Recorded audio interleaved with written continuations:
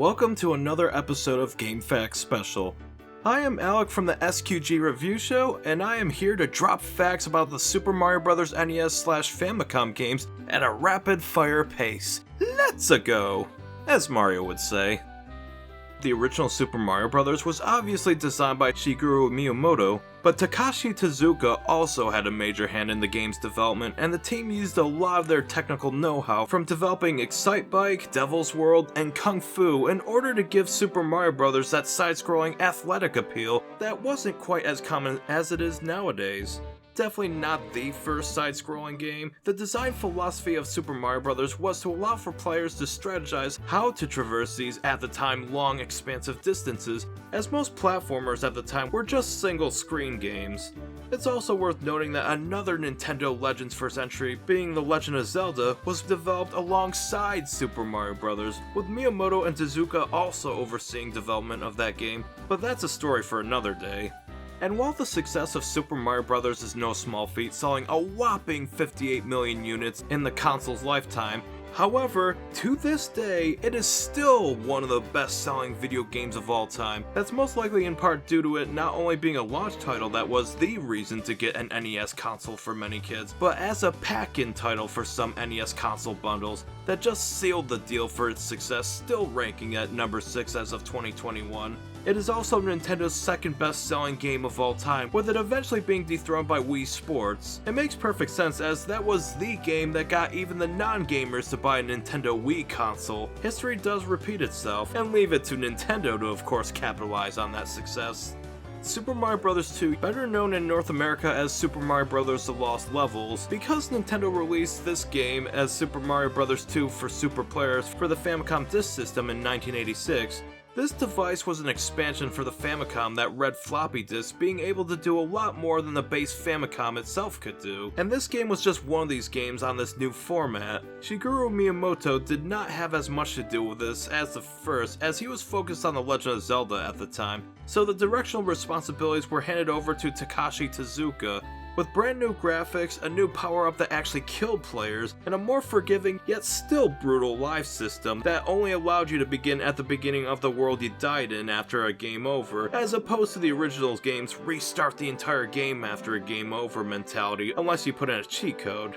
Despite all that, this game was still deemed too difficult by Howard Phillips of Nintendo of America, his reasoning being that its unfair difficulty would not sell that well in the US gaming market. I don't know how a sequel to the best-selling NES game would not sell that well, but that's why North America wouldn't get a taste of it until it was remade for the SNES Super Mario All-Stars compilation title in 1993 with its Lost Levels moniker. And unlike the first game where Mario and Luigi were pretty much identical save for different graphics in two-player mode, Lost Levels, however, opted to be single-player only and made Mario and Luigi significantly different characters, with Luigi having higher jumps but less traction when running on the ground, which is a very innovative idea that would be a mainstay for some Super Mario games released later on, like Super Mario Bros. 2 USA. Speaking of which, released in 1988, Super Mario Bros. 2 USA, say it with me because you've all likely heard this fun fact a million times over,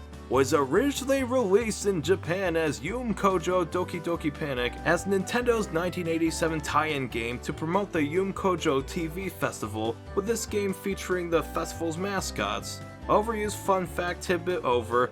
The more interesting part was that even that was not how Super Mario Bros. 2 USA's story began. No, it goes back even further before that Yum Kojo Festival, with Kensuke Tanabe developing a prototype game that emphasized vertical scrolling, which is an evolution of Super Mario Bros. Idea since there was none in the original game, or the Lost Levels, as those just had horizontal scrolling. The prototype had all the core actions in it, like lifting objects, throwing them, and even stacking them at times, but one feature that did not make it into either Doki Doki Panic nor Super Mario Bros. 2 USA was the planned two-player co-op, which is the second Super Mario Bros. Game to neglect multiplayer features. What the hell? Anyways, as the story goes, Nintendo converted Yume Kojo Doki Doki Panic into Super Mario Bros. 2 USA and released it in 1988, and apparently liked the conversion so much they brought it back over to Japan 1 month later after the North American release. Some may ask why they would do that even though they already have Doki Doki Panic, but honestly, with it being a licensed game for that specific festival, it makes more sense to repackage it with the more familiar Mario characters as just Super Mario USA,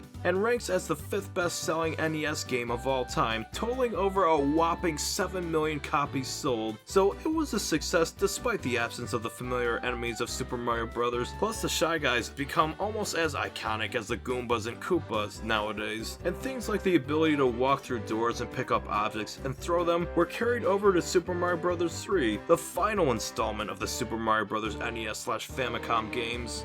Released in 1988 on the Famicom, development of this game actually began shortly after the Super Mario Bros. 2 for Super Players was released in 1986, but North America didn't see the NES version until 1990 due to a ROM chip shortage needed for NES cartridges. The Famicom disk system didn't really have this problem. However, it did see a release in 1989 in a limited capacity as part of the PlayChoice 10 arcade cabinet.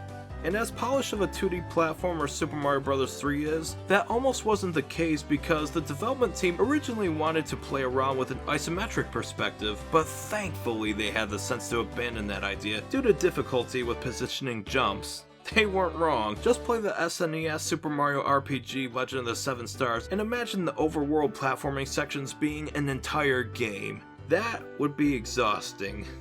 This is the first Super Mario game to implement an overworld as a means of selecting levels, with instances of non-linearity, whereas levels can be skipped if you take the right path, and game overs do make you start at the beginning of the world, but beating a fortress would permanently be beaten, and would unlock the overworld gate, so you can almost pick up where you left off. And besides King Koopa, later known as Bowser, this game features 7 Koopalings as bosses with their own unique attacks at the end of each world, so you're not fighting variations of the same boss like you were in Super Mario Bros. 1 and Lost Levels. Speaking of the Koopalings, they're all named after various celebrities, mostly musicians. Wendy after the frontwoman Wendy O. Williams of the Plasmatics, Lemmy after Lemmy Kilmister, lead singer and bassist for Motorhead, Iggy after Iggy Pop of the Stooges, Roy after rock and roll legend Roy Orbison, makes sense because of the sunglasses, Ludwig after, you guessed it by his hairpiece, classical music composer Ludwig van Beethoven, and Morton being the only one named after a non-musician but instead a talk show host being Morton Downey Jr.